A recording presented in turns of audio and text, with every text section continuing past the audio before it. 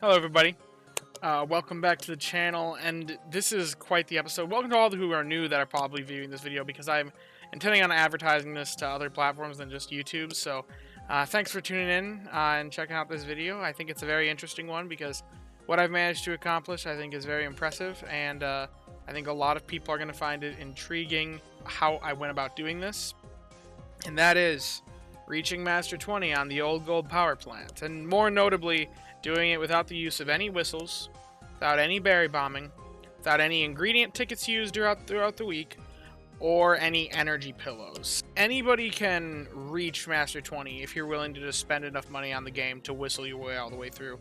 But you have to really plan and strategize around the Pokemon that are within your box and around the events that occur in order to be able to make goals like this. And I think anybody is able to do it if you take enough time to really min-max the game and learn which investments really are best for you and notice the gaps in your team and what to try and fill and what to try and hunt. Now, it's a very difficult skill to get, and it requires a lot more thought process than what a lot of you probably want to put into the game. It's a very casual game for the most part, but I think seeing the extremes like this and the mindset that goes behind a min-maxer like myself and how I got to the point where I was able to pull off this feat and reach Master 20, I think can be a very interesting learning experience and give you a little bit of the insight behind my eyes to a little bit of like how I see the game and how I look at it and how I choose my investments.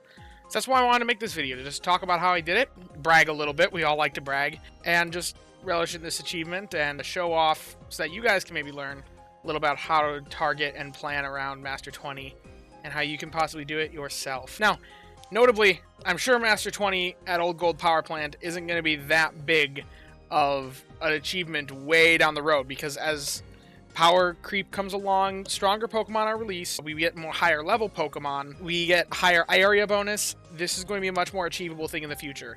But as of today, I'm recording this as of February of 2025. Level 60 is out, but that is the highest level cap for any Pokemon, and area bonus is capped at 75%. That is a very difficult thing to achieve, especially without the usage of any whistles or berry bombs or anything like that. Now, how did I go about it? And I just really wanted to do this deep dive to talk about all the strategies that I employed, how they played into my success throughout the week, all the decision making that played into it as well. And I wanted to give a little breakdown of every single Pokemon that I used through the course of the week. First, I want to talk about the Pokemon that I have and the opportunities that I saw and how I took advantage of that. Now, we got Gigachu here. This was a Pokemon that I caught a while back. I think it was January of last year. Anyway, Gigachu. Mono Apple is a very notable thing about this Raichu. Typically speaking, we don't consider ingredient lists on berry specialists, but I kind of did. Not for the sake of catching, because this is something that you definitely should catch.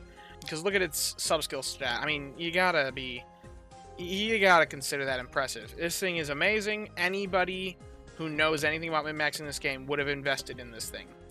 But then second is my Zumachu. Now this is one that it's a little bit older than my Gigachu. These are like the two faces of my channel for anyone who's watching this that isn't a long-time viewer. These two Pokemon side by side, easily two of my strongest Pokemon. Now this one would be underrated by most players, I feel, because it's notably lacking Berry Finding S.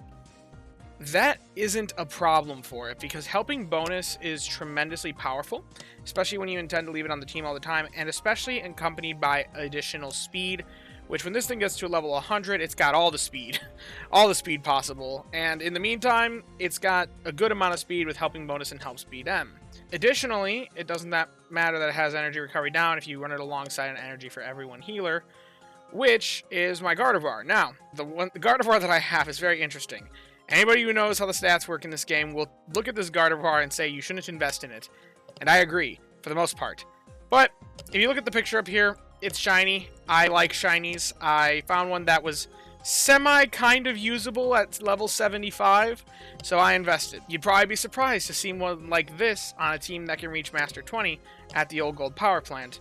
But, realistically, when it comes to healers, you only need it to top your team off, and then if it tops your team off, then that's good enough, because, you know, what more energy do you need? Because it's got a cap.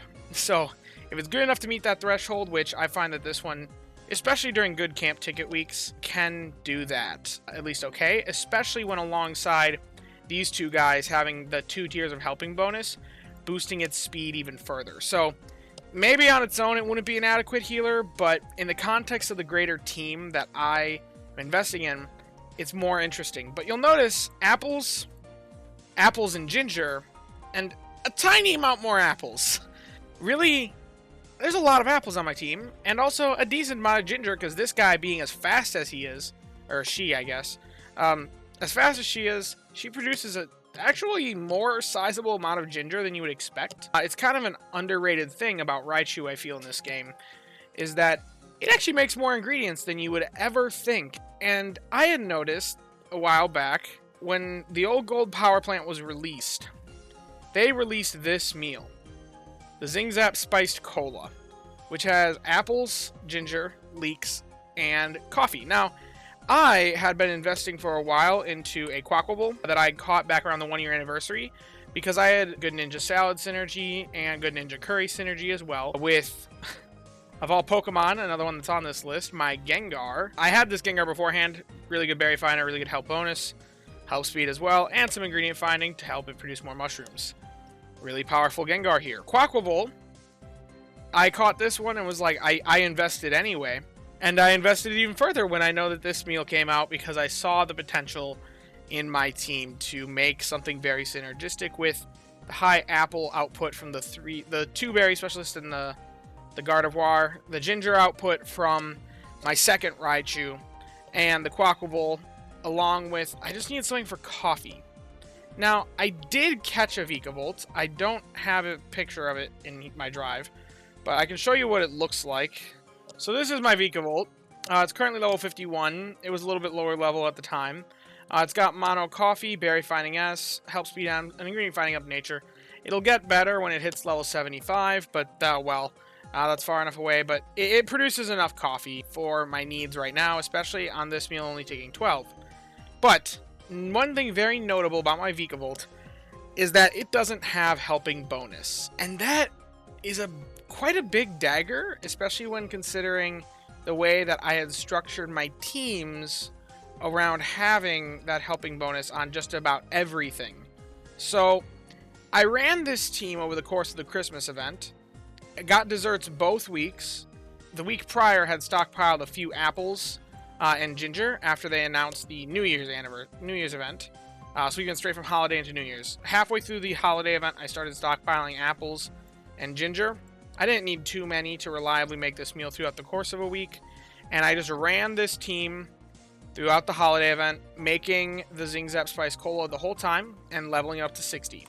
As you can see, I reached around Master 19 that week, especially because it had a boost. Now this team reached around Master 19, as you can see down here is what its expected output was, and I made a post about that, but I wanted to save an actual video for reaching Master 20, which after that week I looked at my team and said, you know, if that Vikavolt is nice, don't get me wrong, but if that Vikavolt wasn't there, then there's potential here for Master 20.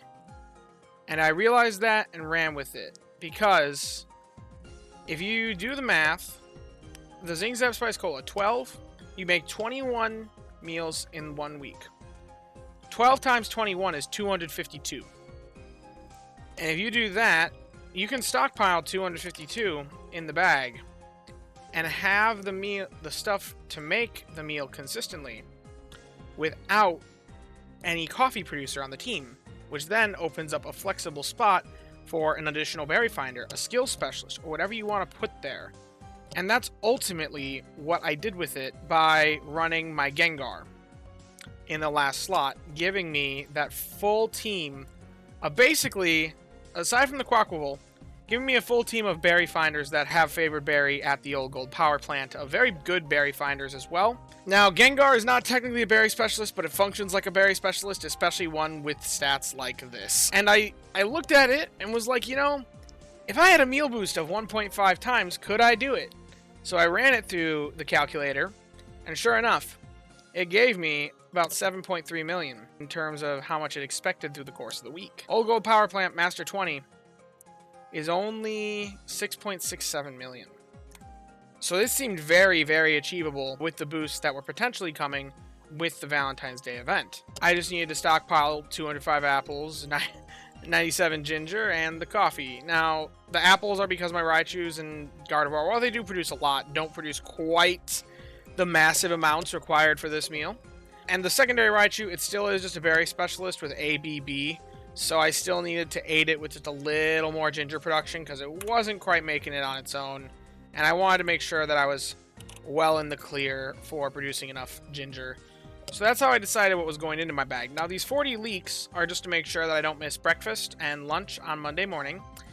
And the coffee we already talked about, apples, and these 106 tails were things that I had stockpiled over the Super Skills Week. I ran a team that had a lot of ingredient magnet Pokemon, and I stockpiled them up. So I just had those ready to go, and I had my bag attuned to exactly 700 ingredients. Now, what's funny is I actually got a few more apples because, funnily enough, you actually can stockpile more apples because your nightly bedtime rewards actually can exceed your ingredient bag size. I didn't know this until I had done this. So I had like 709. I had a few more ingredients than my ingredient bag could actually hold. But the bag is a very powerful tool, and I was able to get those Slowpoke tails in there as well for some extra strength at the start of the week. So, combining all those factors together, like I said, roughly 7.3 million outlook. But I was like, you know, there's more ways that I could maybe min-max this and reach this potential further. I really decided I don't want to run things that don't have helping bonus unless it is for a very particular reason. And that reason felt very evident when it came to running Dedenne. Now, I had done a little bit of an experiment with Dedenne in the past.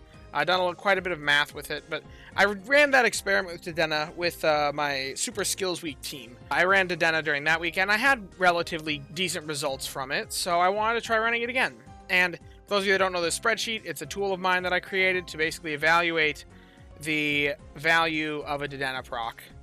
And I found that, you know, just a single Dedenne proc would be about, like, 6 charge strength Zems. And I determined, you know what? If I just run, like, 3 procs, if I get, like, 3 procs of Dedenne, it should give me a good amount of value comparative to other things. Just because of how many more crits I would get throughout the week with that 1.5 times meal boost. So, this last flex spot did occasionally go to Remy, my Dedenne, because I knew that he could do pretty well, especially with berry finding S at the Old Gold Power Plant and a lot of speed. This dude was actually cranking out some berries, especially with the other help bonus Pokemon on the team. He actually would have been operating at the speed cap, which is a very rare thing to reach. But with a main skill chance up nature, Remy was doing pretty fine all week long at getting his procs. However, I actually was met with some really, really bad RNG over the course of the week. Despite having a pretty consistent 40% crit chance on my meals, I got a solid 2 crits during the week, and I'm actually recording this as of Sunday. I've gotten 0 crits on Sunday either. Breakfast was a 70%, and lunch was an 80%.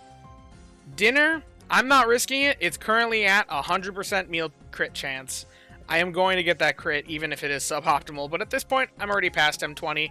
So I'm okay to throw away optimizations to the wind. Even if I am probably going to get it without it, I just can't risk anything going wrong. I need to get that crit at this point just to get that dopamine hit. So I put it at 100%, ran the Dedenne a little bit longer, got it to 100% crit chance. And that's going to happen. But even though I didn't see any output change from Dedenne, those of you who don't know, you can expect about 2 to 3 crits every week. I got 2 to 3 crits with the increased crit chance, which is insane. I was terribly unlucky. That's what matters. And I still made it to Master 20 at 3:45 p.m. on Sunday without even making my dinner. Next one, Icy Hot. This is my Walrein. Basically, even though he doesn't have favored berry, he's a pretty good berry specialist, and I have the golden combo helping bonus berry finding S on him. So, having helping bonus just made him eligible for that last slot. If there was ever a time when, say, I had enough leaks, I could swap Quackable off. I had enough crit chance from Dedenne, I could swap Dedenne off. I would run the Walrein in Quackable's place. Because this dude, as you can see down here, output more leaks than he was supposed to. I always kept my leaks at least 40 or above to make sure I always had 2 meals stockpiled worth, just to make sure I wouldn't get screwed by RNG. So This guy only would be swapped out if I had more than 40. If I had more than like 60 in the bag. 40 for the next day, and then I'd put him on in the morning. He'd run throughout the day, collect up those leaks, and then I would swap the AC Hot, the Wall Rain on when I already had this arrangement and I had enough leaks. Now, other notable Pokemon that I ran. This Raichu, I ran once during the week. Just because there was one day when my Gardevoir went absolutely insane and procced its skills so many times that it was about 10 o'clock p.m. and my team, even the energy recovery down Pokemon, were at 150% energy. I didn't need any more energy that day, so I just threw in another berry specialist.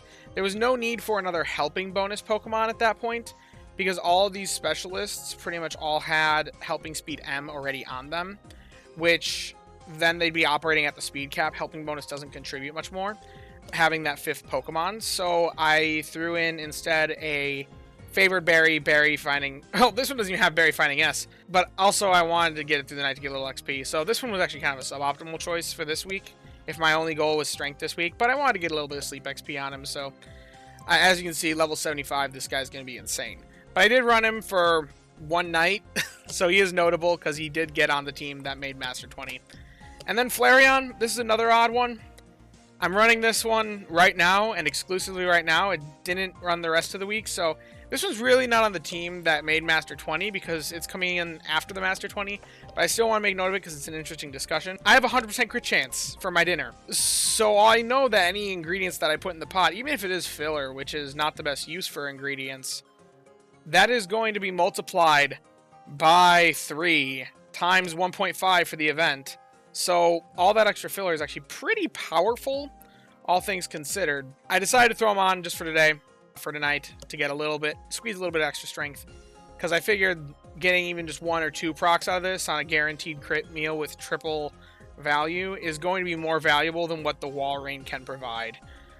Most likely. I didn't actually run the calcs, but I would like to just see a little bit of a stronger meal. That is an overview of all the decision making that went on in my head, as I had planned for this for over a month now. I actually kind of started thinking about this at the break of the new year, so it's been about a month coming for me to plan this. So yeah, that really is a look behind my brain, my eyes, how you can see a little bit of how I made these decisions, how the team building I had thought through, and the decisions that I made during the week and at the start, before even the week began, to plan and prepare to make this massive achievement and get that main skill seed. So yeah, if you have enjoyed the video, be sure to leave a like and subscribe. This is certainly one that I am very proud of and I will be promoting because I find joy in moments like this. So yeah, be sure to leave that like and subscribe. It does help out the channel. And join the Discord if you want. It's down in the description, community Discord. Love to have you in there, talk a little bit about strategy, about the game, even just about life. But yeah, as always, I thank you all for watching. I hope that you all have a wonderful day. Bye-bye now. So, I kind of lied. It's not morning me. It's midday me. I've been kind of busy this morning, so I didn't get a chance to record. But I did record the very brilliant moment, and this is a recording of it, before I swap over to what we're currently looking at. I just set up my screen recording and rolled with it. So you are about to see that critical moment. This happened on 3:45 p.m. local time for me. So I still have a couple hours left, and I still have a whole meal after making this brilliant landmark event that occurred, as you can see right here. Boy, it basically brings a tear to my eye, because my goodness, it feels like the end of a journey. It really does. I don't know how else to describe it. But, yeah. I made it, guys.